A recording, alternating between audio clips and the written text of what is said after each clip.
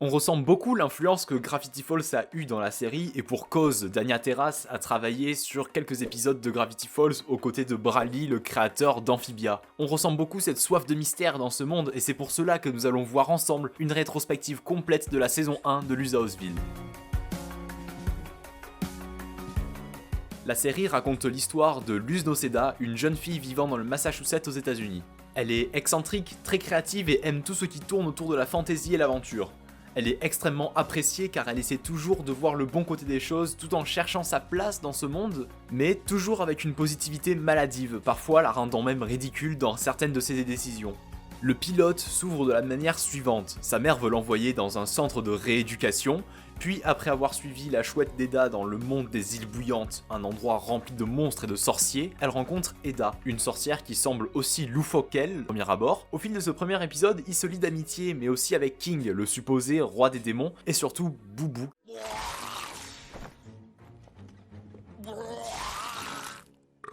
qui est notre dieu à tous. Pour rentrer un peu plus dans les détails des personnages, Eda est une des sorcières les plus puissantes des îles bouillantes, pratiquant toujours la magie sauvage. J'y reviendrai un peu plus tard. Pour gagner sa vie, elle vend des trucs venant du monde des humains, donc le nôtre, qu'elle considère un peu comme de la camelote. Elle semble intimidante, mais en réalité elle est très attendrissante, aime King comme si c'était son fils, et Boubou... Bon, voilà. On découvre au fil des épisodes qu'elle est atteinte d'une malédiction qui la transforme en harpie incontrôlable si elle ne prend pas un certain élixir. Ça prendra de plus en plus d'importance au fil de la saison. King, lui, c'est le roi des démons. Il se prend pour un chef de guerre alors qu'en réalité, il est plutôt inoffensif et absolument adorable. Il se liera d'amitié très vite avec Luz et il voudra la prendre sous son aile. Et Boubou, c'est le portier du manoir de la chouette. Pour certains, il est affreusement irritant. Je les comprends dans un certain sens, mais pour moi, ça reste une divinité absolue. Il est excentrique, aime fourrer son nez dans les affaires des autres et veut toujours essayer de bien faire, et c'est un des personnages, je trouve, les plus adorables de la série, même si, je l'admets, il peut parfois être un peu énervant. Eda maîtrise la magie sauvage, mais il faut savoir qu'il existe un système de clans dans les îles bouillantes qui a été instauré par l'empereur Belos, le principal antagoniste de la série. Il instaure ce système pour diminuer les pouvoirs magiques des habitants, les limitant dans un seul domaine, comme la construction ou la magie des bardes, etc. Le plus puissant et le plus prestigieux est le clan de l'empereur, qui basiquement ne retire aucun pouvoir. Rester dans la magie sauvage, donc le type de magie qui était à la norme avant l'arrivée de Belos, signifie s'affranchir de ses limitations et outrepasser l'obligation de s'inscrire dans un clan, ce qui fait que Eda reste une des sorcières les plus puissantes des îles bouillantes puisqu'elle a décidé de conserver l'intégralité de ses pouvoirs magiques. Luz ne peut pas pratiquer la magie comme une sorcière, donc elle apprend les bases de la magie des glyphes au cours des premiers épisodes.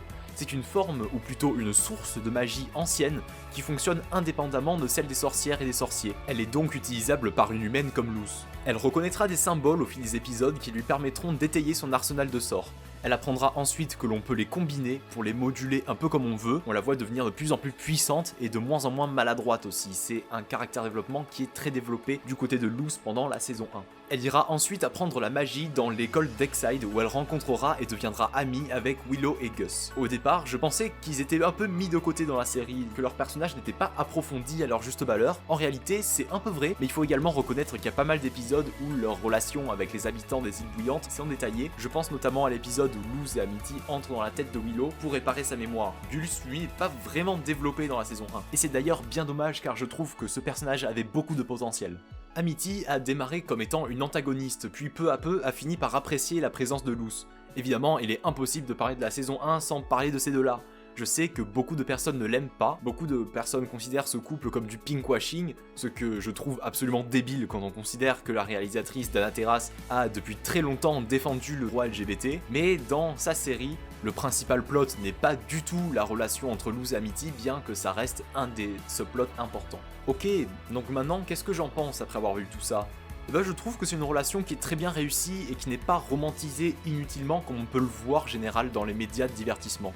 Le caractère de Luz joue un très bon rôle dans le fait de ne pas voir l'évidence, et ça rentre bien dans ce personnage de fille un peu naïve qui n'arrive pas toujours à faire la part des choses. Amity de son côté a également un développement très important, parfois un peu rushé au fil des épisodes, mais passer d'antagoniste à neutre puis à support character est un chemin qui est très bien réussi ici, bien que classique. Je trouve que passer par un autre monde pour favoriser l'inclusion et la tolérance est quelque chose de très bien fait et très bien réalisé. D'abord car un monde complètement nouveau, les réalisateurs n'ont pas de contraintes de notre monde. Ici, la culture originelle, donc pré-Belos des îles bouillantes, a tendance à promouvoir la diversité comme on peut la voir dans le Conformatorium malheureusement. Et même les antagonistes ne sont pas forcément homophobes comme on pourrait le penser. Autant Belos que la mère d'Aviti que tout le monde en réalité. C'est un très bon moyen de montrer qu'au final c'est quelque chose de normal, qui n'a pas besoin forcément d'être souligné, donc par extension n'a pas besoin d'y porter attention et encore moins de rabaisser. Et puis de toute manière, le Grom Fight est indiscutablement une des meilleures scènes de la série et ça a d'ailleurs fait beaucoup parler les médias et les critiques. En parlant de ça, les éléments qui rendent cette scène géniale est sans doute l'animation, qui est super fluide.